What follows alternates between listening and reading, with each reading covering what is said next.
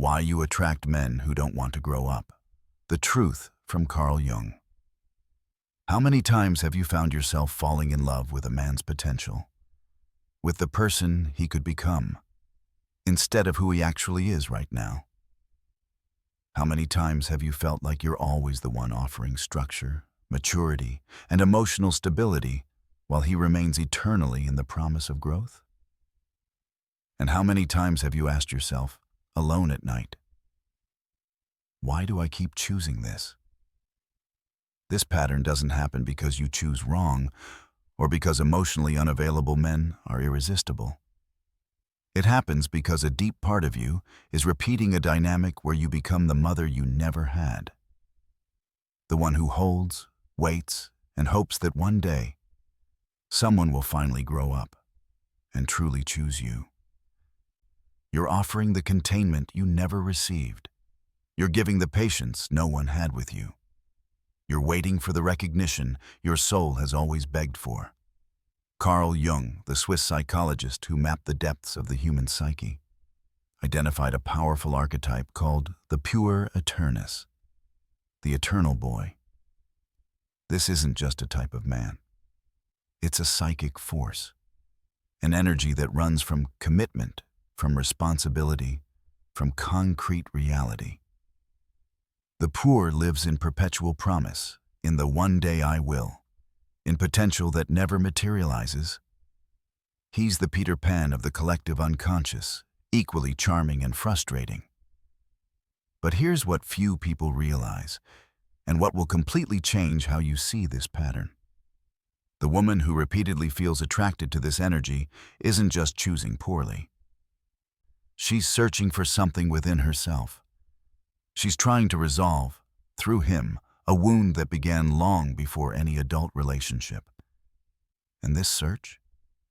It keeps you trapped in a cycle that drains your vital energy, your creativity, and above all, your capacity to finally live the life you came here to live.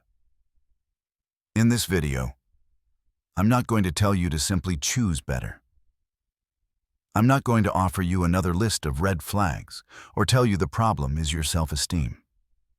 I'm going to show you the unconscious root of this attraction, why it exhausts you in ways you don't even notice, and how this repetition is actually an invitation for you to become the whole woman these men will never be. Someone who commits to herself. Someone who stops waiting and starts living. To understand why you keep attracting this energy, we need to go back to the beginning. Not the beginning of your last relationship, but the beginning of you. Because this pattern wasn't born in your adult life.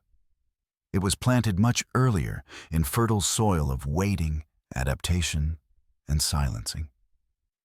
Many of us grew up in environments where we learned, from childhood, to wait. To wait for our father to become present. To wait for our mother to stop sacrificing herself and finally choose herself. To wait for our family to recognize our worth, our sensitivity, our full existence. And while we waited, we adapted. We became the good girls, the helpful ones, the understanding ones. We learned that our value was in being useful, in not causing problems, in being the daughter who solves things, the sister who calms, the child who doesn't bother anyone. This waiting became a neural pattern etched so deeply that it transformed into an operational belief. If I'm good enough, patient enough, understanding enough, he'll change. He'll see me. He'll finally grow up and choose me. But the he in this sentence was never really about the men you meet today. The original he was someone from your childhood. A figure you needed to change, to mature, to see you. And when they didn't change, you carried this open wound into adult life, without even realizing it was bleeding. Culture reinforced this wound with a devastating fantasy, the fantasy of redemptive love. We were taught through movies, books, and romantic narratives that feminine love is transformative. That a good, loving, and understanding woman can save a man from himself. that our worth lies in our capacity to heal, fix, transform. And so we grew up believing, deeply, that if he doesn't change, it's because we weren't enough. We didn't love hard enough. We didn't wait long enough. We didn't understand with the necessary depth. This belief creates an invisible psychological trap. Your worth becomes tied to his transformation, instead of being rooted in your own full and authentic existence. But there's an even deeper layer to this dynamic, a truth that may be difficult to hear.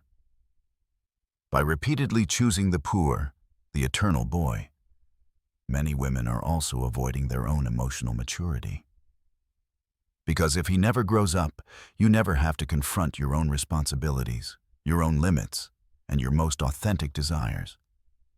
While you're busy waiting for him to mature, you don't have to face the frightening question: what about me? Who am I really when I'm not trying to save anyone? This pattern shows up in your daily life in ways that feel so normal, you've stopped questioning them. You wake up already thinking about his mood. Will today be a good day? Will he finally follow through on what he promised? The cycle of promise and disappointment becomes so familiar it almost feels like home. He promises change after every conflict. You believe it because you want to believe it. Because hope is easier than acceptance. Because the fantasy of who he could be is more comfortable than the reality of who he is. The change lasts days, maybe weeks, and then he returns to the pattern. And you? You blame yourself for not waiting just a little longer, for not being patient enough, for expecting too much. The cruel irony is that you're never expecting too much. You're just expecting it from the wrong person. You're expecting him to become your anchor when you've been your own lifeline all along. You become the adult in the relationship without even realizing when it happened. You manage the finances because he's not good with money.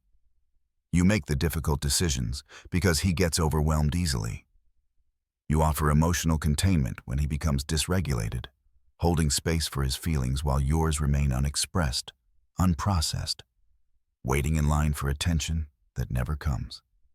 He remains in the position of the symbolic son, while you exhaust yourself in the role of mother lover, a position that will drain you of everything that makes you feel alive. And here's the part that cuts the deepest. You fall in love not with who he is, but with who he could be. If only. If only he had a better job opportunity. If only his family hadn't been toxic. If only you were more patient. If only. The relationship exists in a perpetual future tense, never in the present moment. You're in love with a ghost, with a potential, with a promise that keeps moving further away the closer you think you're getting. There's a silent shame that accompanies this pattern. Friends and family see it. They make comments, sometimes gentle, sometimes direct.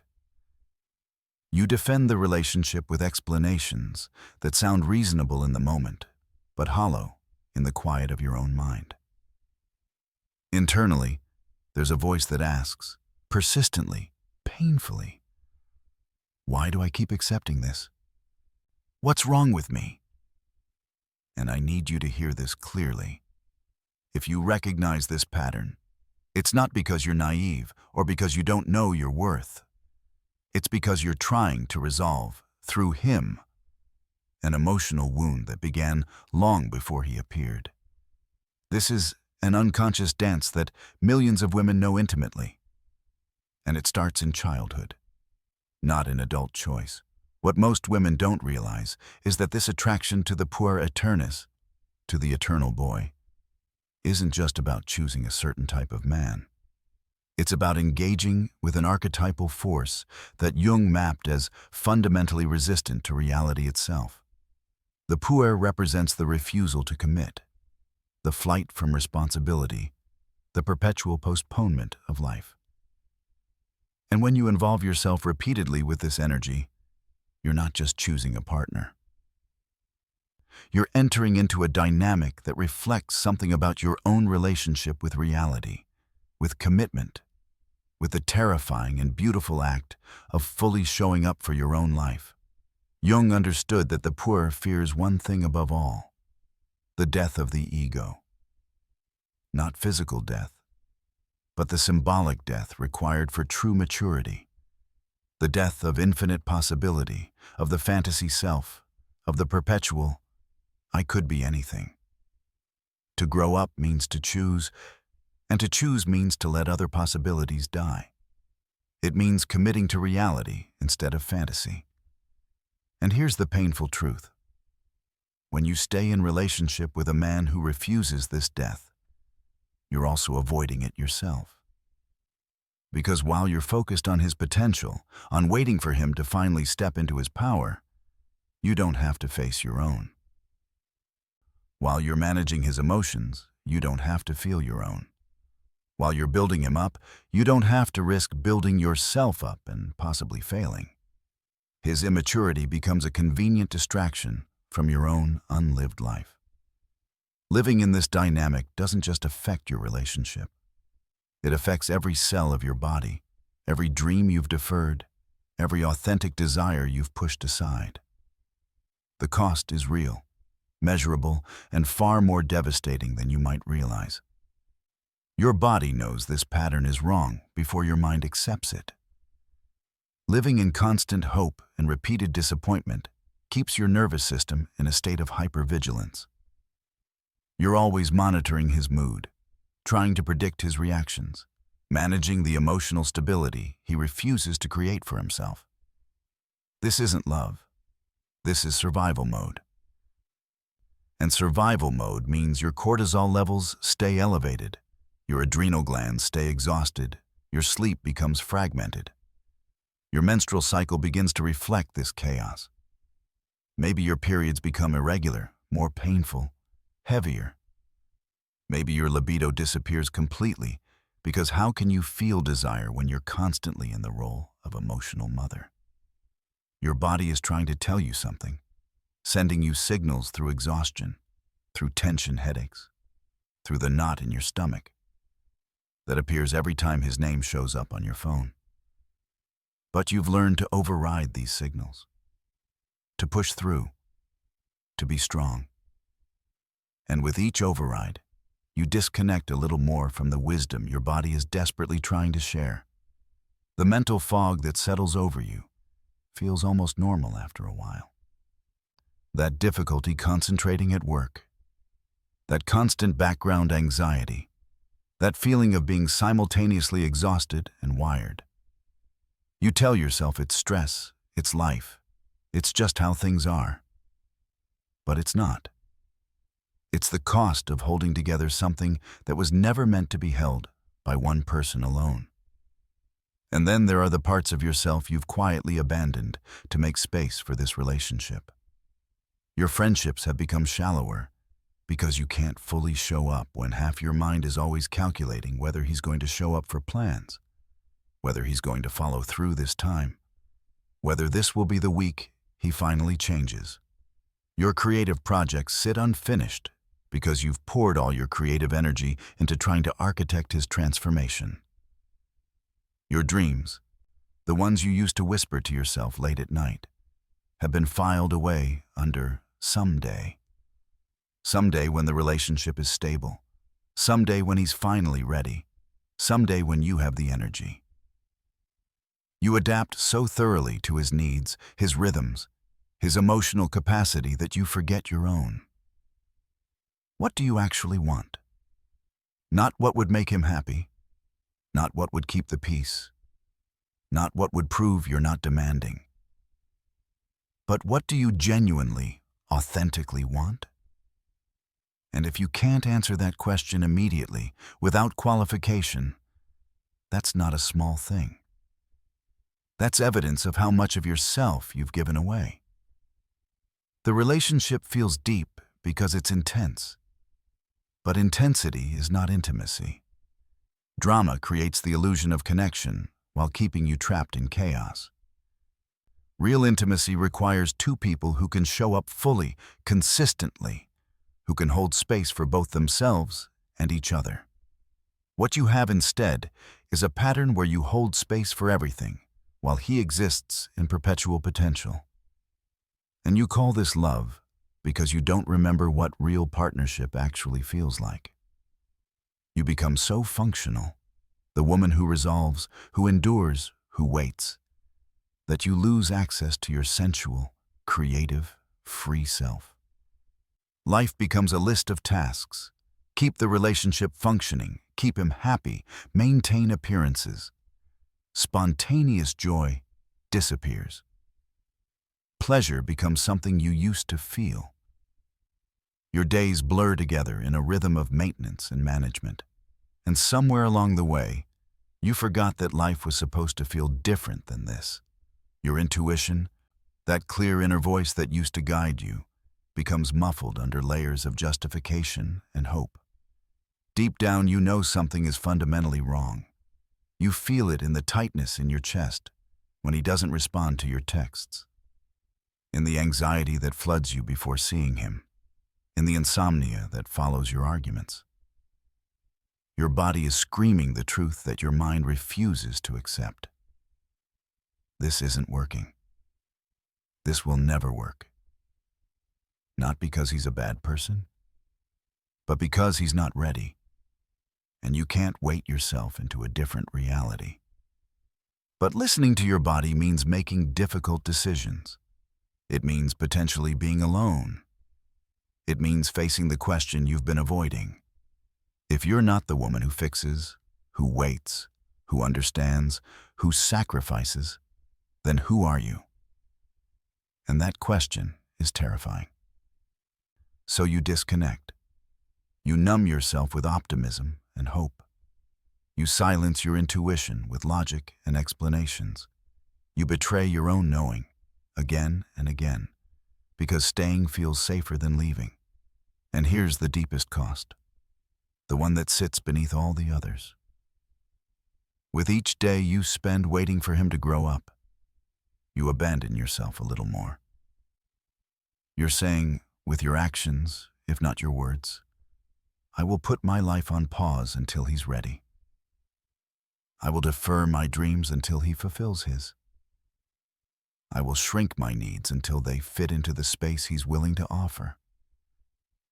You're choosing him over you repeatedly and calling it love. But it's not love. It's self-abandonment dressed in patience. It's fear wearing the mask of loyalty. It's the wound of your childhood repeating itself in adult form, and the longer you stay, the further you drift from the woman you came here to be. Maybe you've already tried to fix this pattern. Maybe you've read the articles, listened to the advice, worked on yourself. And maybe you've been told that the solution is simple. Just be more patient, work on your self-esteem, choose better men. But if any of those actually worked, you wouldn't be here right now, recognizing yourself in every word I'm saying. Let's talk about why the conventional wisdom fails you, and why this pattern persists even when you're actively trying to change it. Be more patient.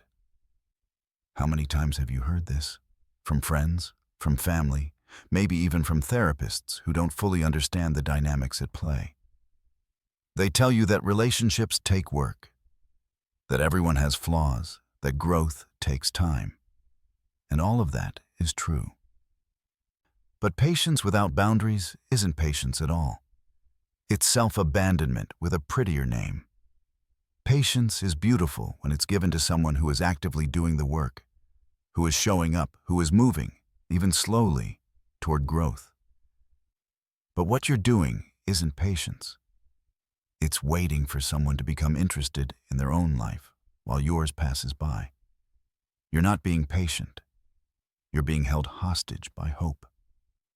And hope, when directed at someone who isn't moving, becomes a prison you've built with your own hands. The problem isn't that you need to wait longer. The problem is that you're waiting for someone who is never going to arrive. Then there's the other piece of advice that sounds so reasonable. Work on your self-esteem. And you try. You do affirmations. You list your accomplishments. You work harder at your job, at your appearance, at proving your worth. But here's what's missing from that advice. This pattern isn't actually about low self-esteem. You can be confident in other areas of your life. You can be successful, competent, admired. You can know, intellectually, that you deserve better. The issue isn't that you don't value yourself. The issue is that there's an unconscious wound driving your choices. A wound that has nothing to do with your conscious self-worth. It's a wound that makes you feel alive when you're waiting, when you're fixing, when you're hoping. It's a wound that confuses intensity with intimacy and chaos with passion. You can affirmations all day long, but if you don't address the root wound, the one that was formed when you learned that love means waiting, that worth means usefulness, that being chosen requires you to prove yourself endlessly, the pattern will continue. And then there's the advice that seems most logical. Just choose mature men instead. As if it were that simple. As if you could just decide tomorrow to feel attracted to stability and consistency instead of potential and possibility. But attraction isn't a choice you make consciously. It's a response that comes from the deepest parts of your psyche, from the wounded places that are still trying to resolve something. If you don't heal the root of the pattern, you won't suddenly start feeling drawn to different energy.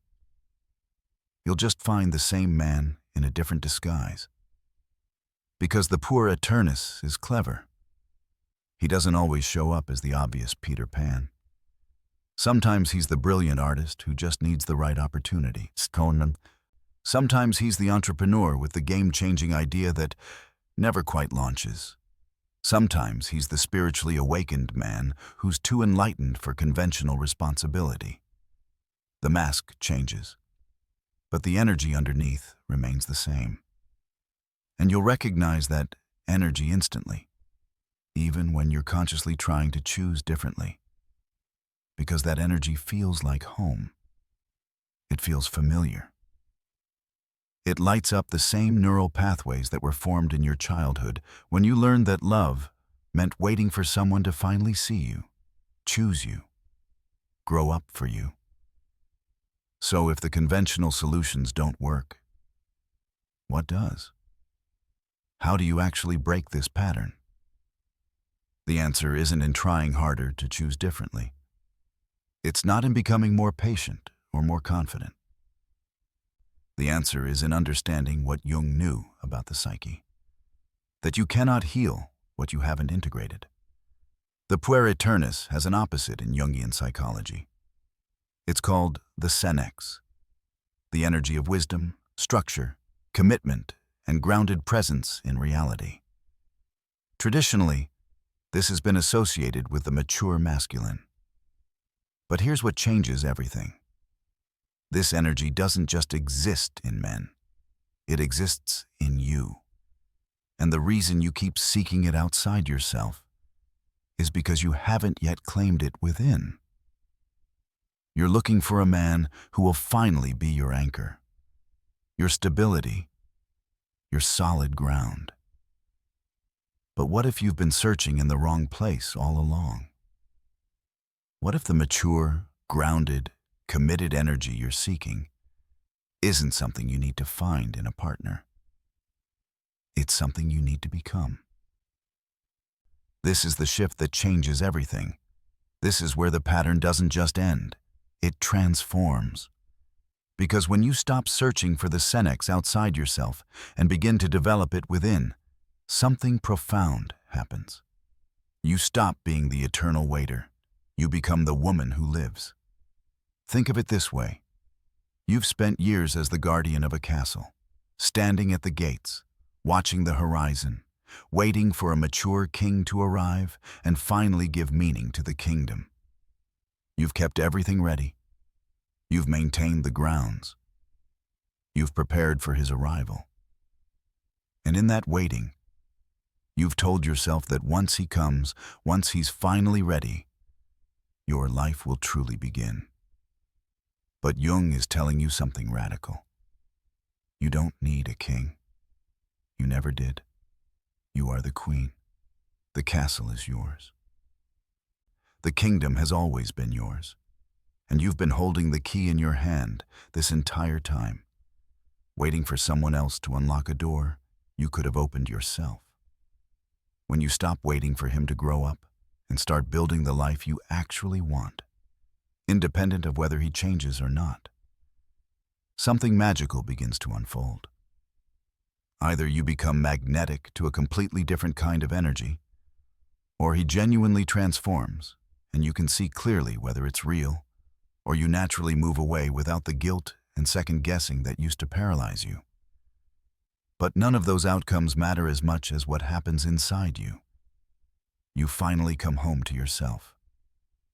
The pure in your life isn't your enemy. He never was. He's a mirror.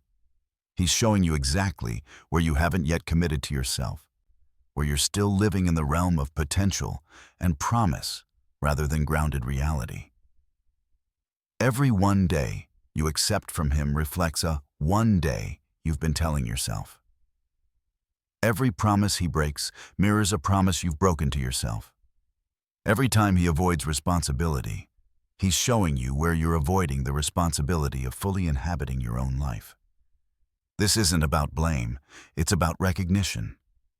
The pattern exists because you haven't yet fully stepped into your own mature feminine energy, the part of you that can dream and also build, that can be soft and also have boundaries, that can love deeply while also honoring her own needs, without apology. Many women resist their own maturity because they've confused it with rigidity. They think that becoming the grounded, committed woman means losing spontaneity, magic, lightness. They think it means becoming hard, closed off, bitter. But that's not maturity. That's trauma pretending to be wisdom. Real feminine maturity is the integration of everything you are. It's being able to hold both the dreamer and the builder.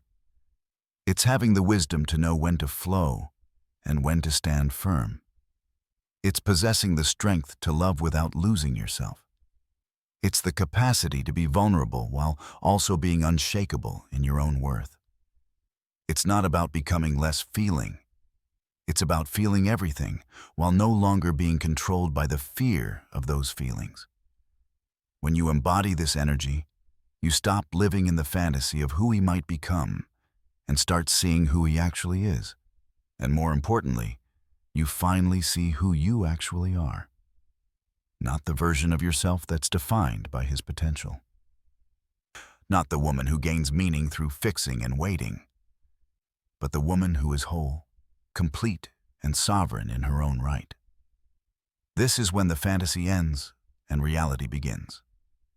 And you might think that sounds less romantic, less exciting.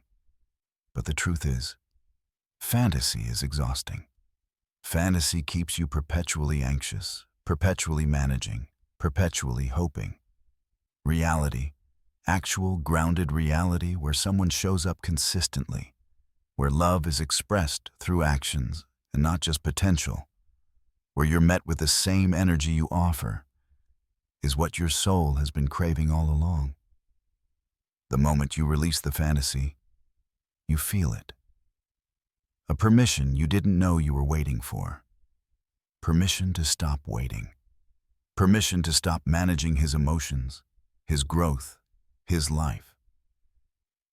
Permission to finally prioritize your own journey without the crushing guilt that used to accompany any act of self-focus. You feel the peace that comes from realizing, I don't need to wait anymore. I don't need to save anyone. I can, finally, live. There's a lightness in your chest that you haven't felt in years. A clarity in your mind that feels like coming up for air after being underwater for too long. A sense of coming back to yourself, to a version of you that existed before you learned that your worth was tied to your ability to transform someone else. You realize that committing to yourself isn't selfish. It's the most necessary thing you've ever done. It's not about abandoning love or connection. It's about understanding that real love, the kind that nourishes rather than depletes, can only exist between two people who have first committed to themselves. And here's what happens when you become both the dreamer and the woman who builds. You become irresistible. Not to the pure. He'll likely feel uncomfortable around your new groundedness. But to something real. To a love that's reciprocal, consistent, and grounded in reality rather than fantasy. Or perhaps more importantly, you become irresistible to yourself. You become someone you respect, someone you trust, someone you're finally proud to be. So how do you actually begin this transformation? How do you move from being the eternal waiter to becoming the woman who commits to herself? It starts with something small, something that might seem almost too simple. But the most profound shifts often begin with the smallest actions. This week, I want you to do something specific. Choose one thing, just one, that you've always promised yourself but never followed through on because you were waiting. Waiting for him to change. Waiting for the relationship to stabilize. Waiting for the right moment that never seems to come. Waiting until you had more time, more energy, more permission. Maybe it's that creative project you put aside because managing his emotions took all your creative energy. Maybe it's the dance class you wanted to take but didn't because you needed to be available in case he needed you. Maybe it's the solo trip you've been dreaming about but postponed because you were afraid leaving would create distance in an already fragile relationship. Maybe it's as simple as that doctor's appointment you've been canceling because taking care of your own health felt selfish when the relationship needed so much attention. It doesn't matter how small it seems. What matters is that it's yours. A promise you made to yourself that you're finally going to keep. Not to prove anything. Not to show him you're independent. Not even to work on yourself in the way self-help culture tells you to. But simply because you're beginning to practice something you've forgotten how to do. You're choosing yourself. This single act is powerful not because of what you do, but because of what it represents. You're starting to embody the energy of Senex, the energy of commitment, of follow-through, of grounded presence in your own reality. You're becoming the woman who makes promises to herself and actually keeps them. You're developing the inner structure, the self-containment, that you've been seeking in him all along. And here's what's beautiful about this. The moment you start keeping promises to yourself, something shifts in your entire energy field. You stop being the woman who waits for life to begin and become the woman who is already living. You stop seeking external validation and start trusting your own inner authority. You stop abandoning yourself and start showing up as your own most reliable presence. I want to hear from you. In the comments below, tell me, what's the promise you made to yourself that you've put on pause because of a relationship? You don't need to give details if it feels too vulnerable. Just a word, a phrase, a simple acknowledgement. Because when we name the pattern together, when we see ourselves reflected in each other's experiences, we begin to break the spell of isolation that keeps these patterns alive. You're not alone in this. Thousands of women are recognizing themselves in this pattern right now. And your simple act of naming what you've deferred, what you've abandoned, what you've been waiting to reclaim, that act creates a ripple. It gives permission to someone else to do the same.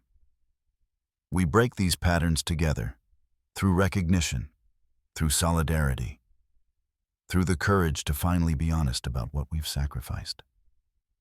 And I want you to understand something crucial as you move forward from here.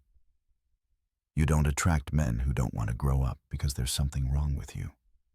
You don't attract this energy because you're broken. damaged, or fundamentally flawed. You attract it because somewhere deep inside, you haven't yet given yourself full permission to grow in your own direction. You haven't yet committed to the fullness of your own becoming, because you've been taught that your purpose is to facilitate someone else's growth.